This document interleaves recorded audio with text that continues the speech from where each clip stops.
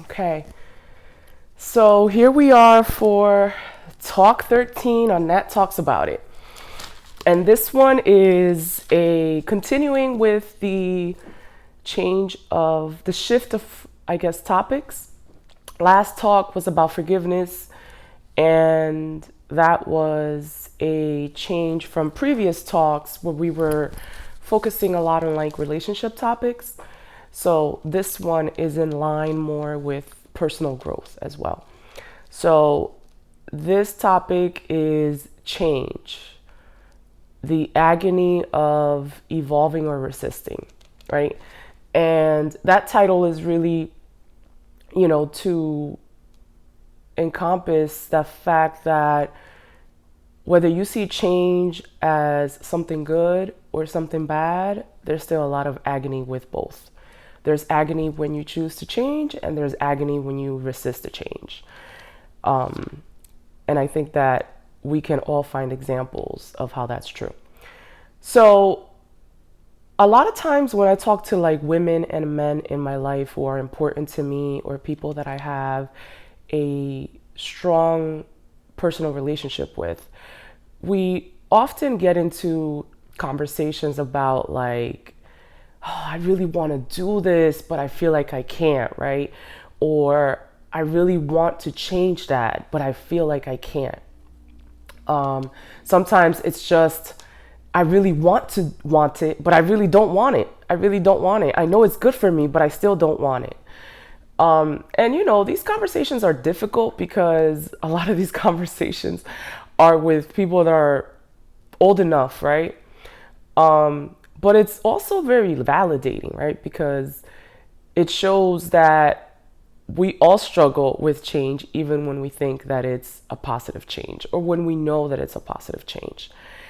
And what I notice as I've talked to a lot of my friends about changing something is that I always revert back to something that I started thinking a while ago. So many years ago, I was talking to one of my girlfriends who was in a terrible relationship. I mean, there was nothing good about it. And she was in this, and if she's listening to this, she'll know exactly the conversation. She was always going back to this terrible partner, right? Sometimes it was over for 2 weeks and she'd go back. Sometimes it was 3 months and she'd go back. It was always going back to this terrible partner. And it wasn't like abusive or anything like that, but it was a terrible partner. It was just not a partner deserving of her. And I remember that, we've been friends for decades. And I remember that each and every time we talked about this, in my mind, I was like, she's not there yet. She's not there yet. No matter what her parents told her, what her friends told her, what her sisters told her, she was not yet at the place to leave that behind her. So that's kind of like what I feel has to come with change, right? I talk to a lot of people about hitting rock bottom.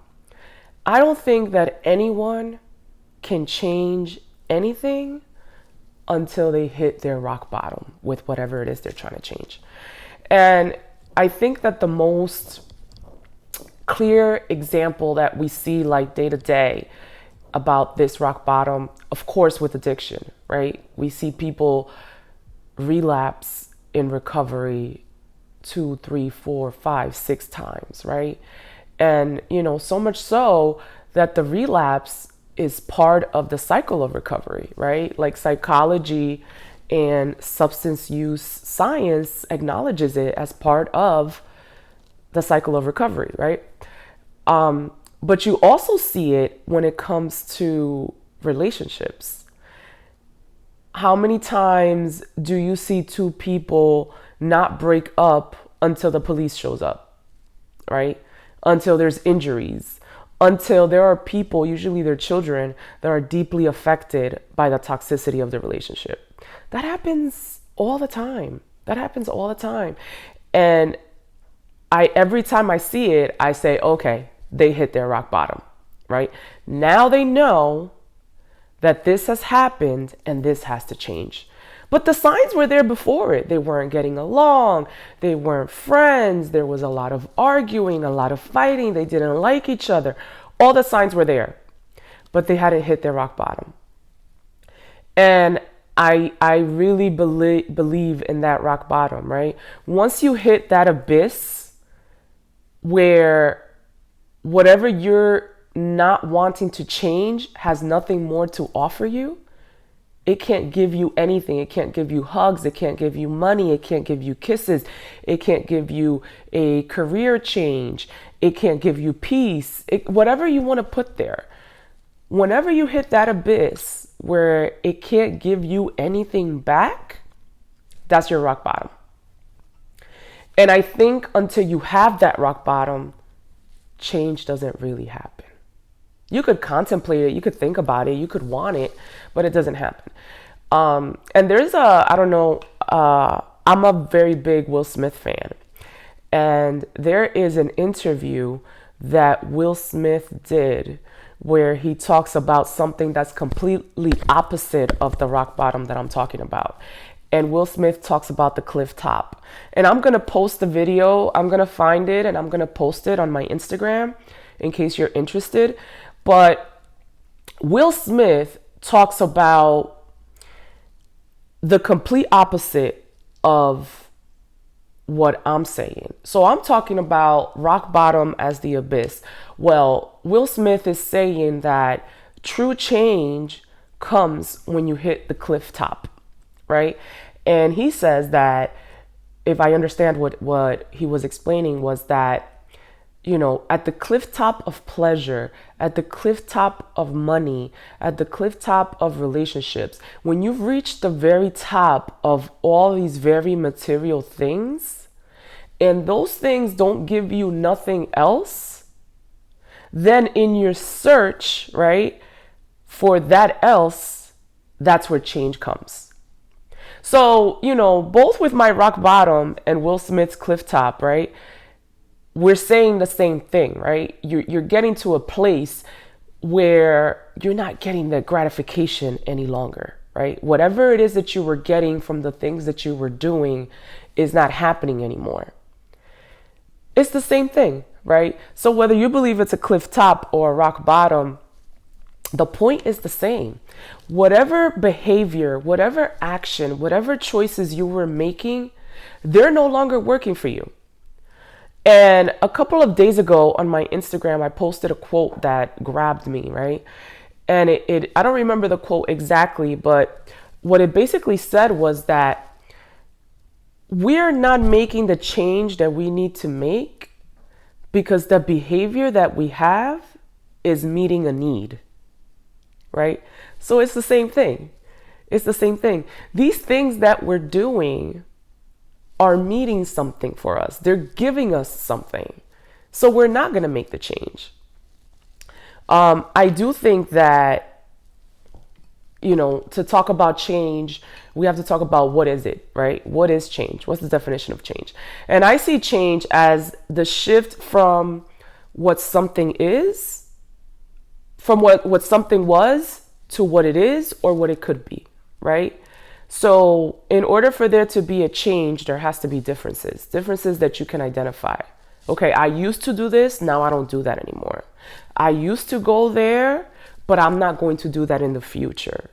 That shift, that little gap in the middle, to me, that's change, right?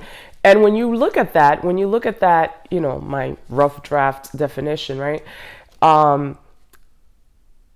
One of the things that's in there is that you have to give something up or some things up.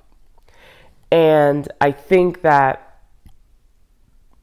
shift is defined by the goodbye of what was, right? That's why a lot of times with change, we talk about loss. We talk about mourning, right? We talk about grief. Sometimes, depending on the change, right? Because there's different types of changes, right? There's personal change, there's social change, there's global change. When we talk about personal changes, we usually talk about one of the bigger ones, right? That we see as soon as you open up your social media is fitness, right? A lot of people are very focused on their fitness journey or their weight loss journey. That's a very big shift. That's a very big change, but that's a very personal change.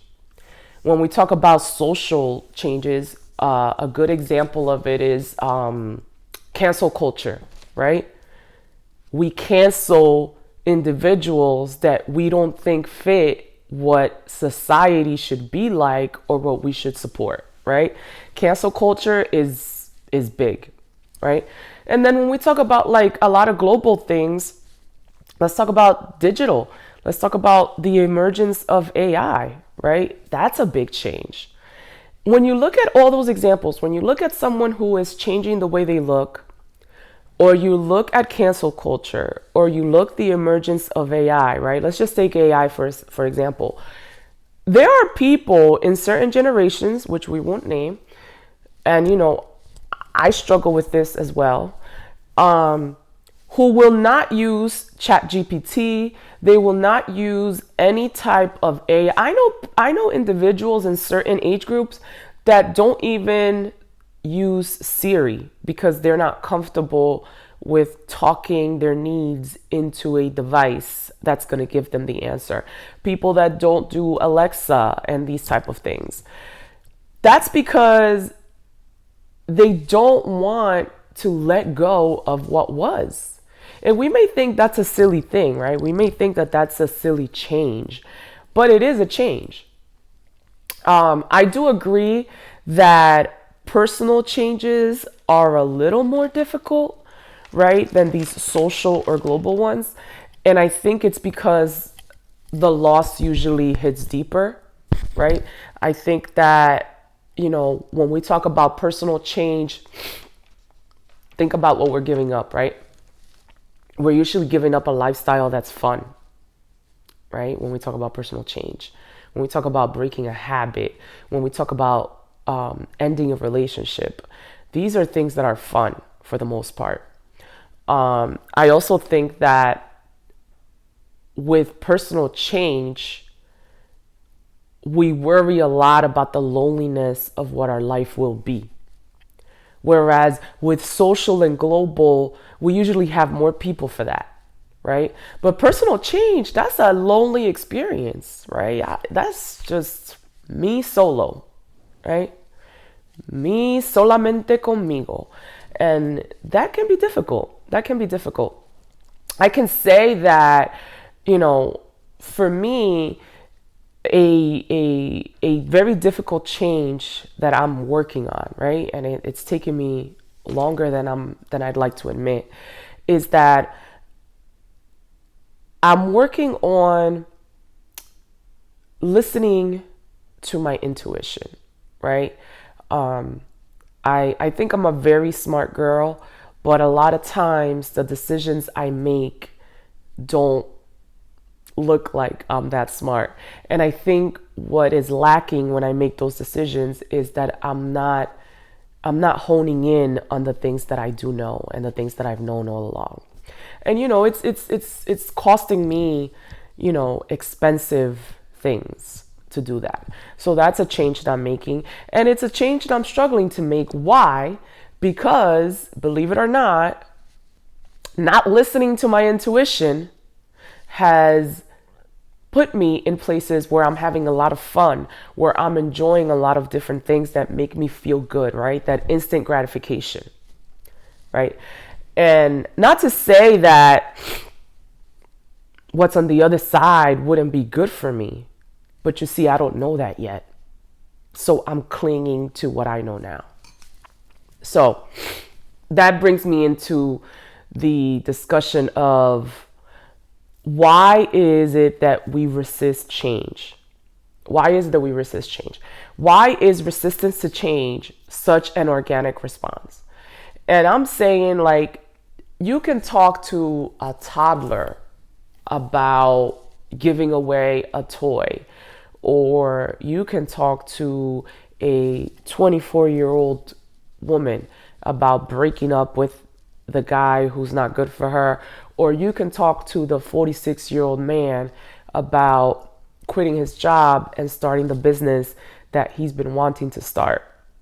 Or you can talk to the 53-year-old woman about not using a certain drug or alcohol. And across the board, even if the way the resistance shows up looks different, there's always resistance at first. We don't want to change. That's what people say. People say, oh, they don't want to change, right? I rather say they're not ready for change. I prefer that, because I think that a lot of us do want to change. So why is it that, quote unquote, as people say, they don't want to change? And I think, like I said a couple of minutes ago, the fear of loss, right? When there is a change, I'm going to lose something. I'm going to lose something I enjoy. And then what will my life be like once I lose that thing, right? What's that going to look like? You see this a lot with addictions, right? If you talk to a sex addict and they talk to you about why they didn't want to, like once they've recovered, and they tell you why they didn't want to make the change, they couldn't imagine. A lot of them say, I couldn't imagine what my life would be like if my relationship with sex changed. Same thing with promiscuous people, right? Individuals that engage in promiscuity. When you talk to them about changing their relationship with sex and intimacy, they're like, wait, but then what am I going to do? That's always the first. But if not that, then what am I going to do? And that's with everything, right? What will my life be like once this thing is no longer there? The other thing is that comfort is addictive, right? The fact that what I'm doing now, I know how to do it. I like how I do it, and I've been successful at doing it because likely I've been doing it for a long time and it's been working for me, right? Who wants to leave comfort? That's why it's comfort. Comfort feels good. Comfort is associated. You never hear about comfort associated with bad feelings, bad emotions, bad things. It's always, yeah, I'm comfortable. I'm comfortable doing that, right? It's always a good thing. So why would I change it? When we talk about loss, though, when we talk about the fear of loss, to go back to that, because I think that that's one of the biggest things with resistance, right? When we talk about the fear of loss, I think that a lot of us become fearful to lose who we are, right? We think that if we change these things, I'm not going to be Nat anymore. He's not going to be Tony. She's not going to be Nikki, right? And that's big, right? Because depending how proud I am of myself, or depending on my ego, right? Or depending on how comfortable I am with who I am, what's going to happen when I change? Right? Am I losing myself? And that's the biggest loss, right? When you think you're losing yourself.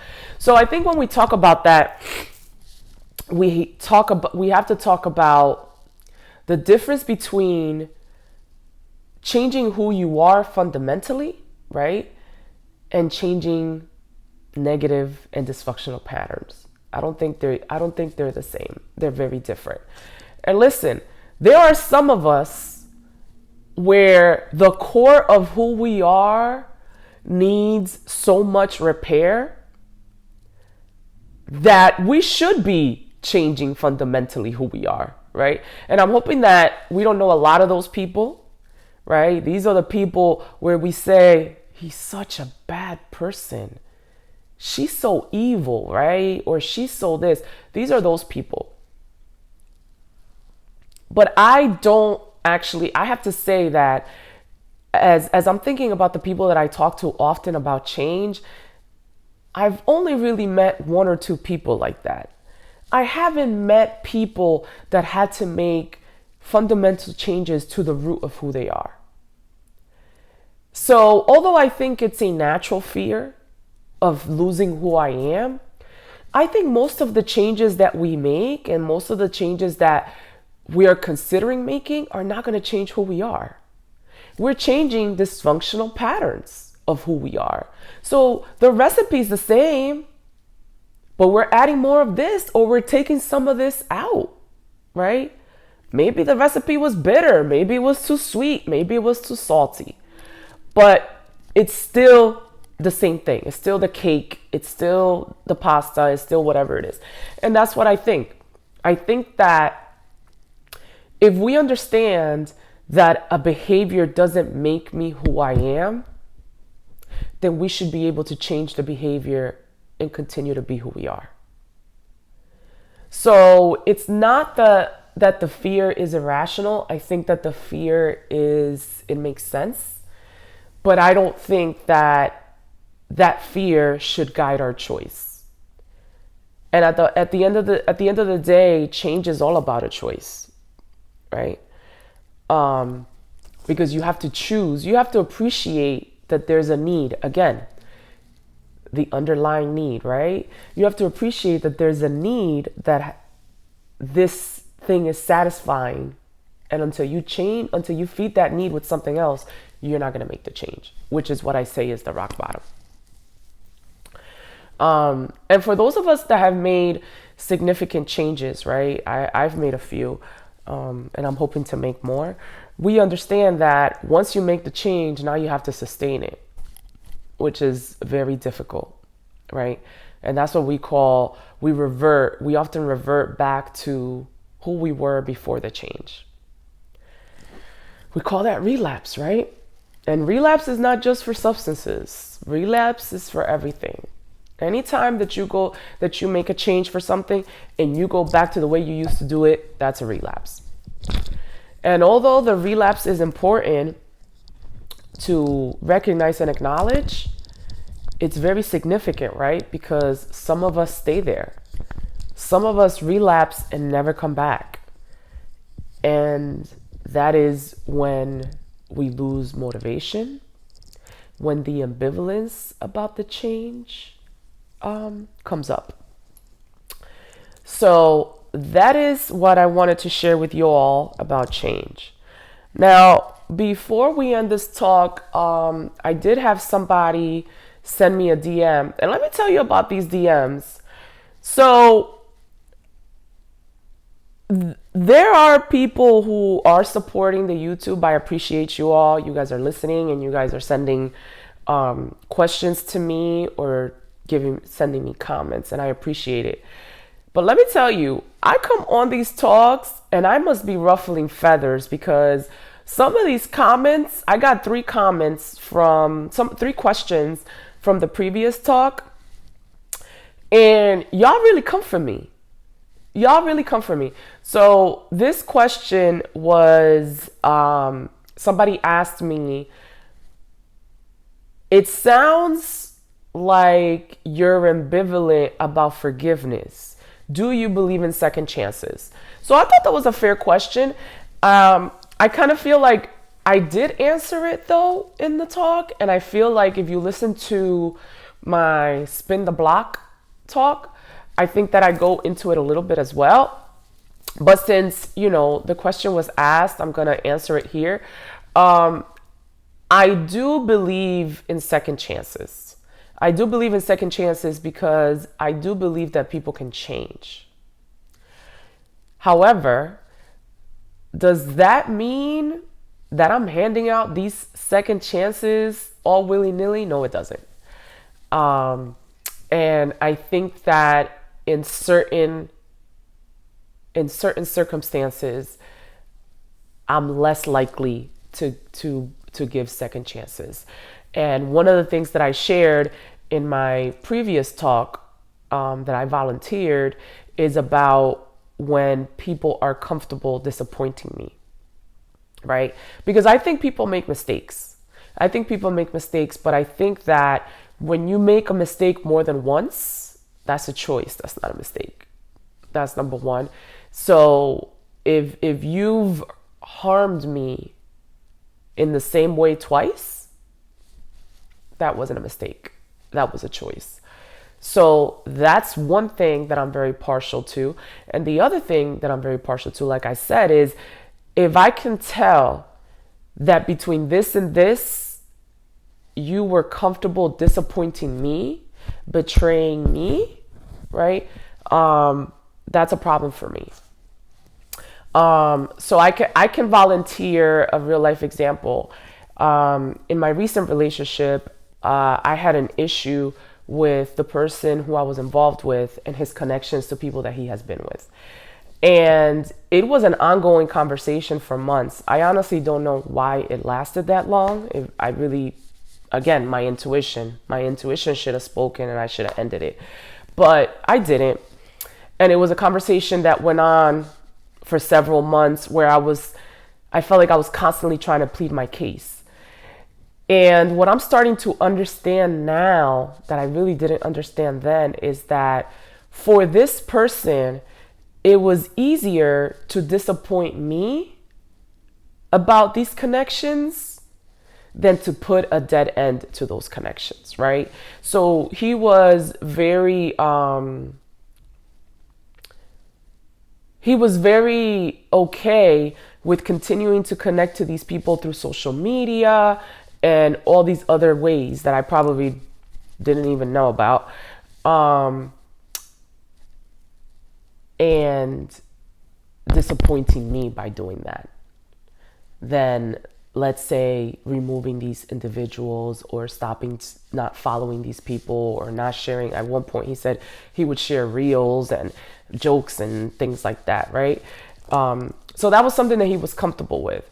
So that's something that, I don't want to have an opportunity to happen to me again, right? So I don't want to do that. If you're comfortable disappointing me over whatever it was because either you don't agree with it or it's not what you do, et cetera, then that's something that I'm not willing to give a second chance to. So I hope that answers your question. We're moving on up to Talk 14. Nat talks about it. Next time we meet, see you then.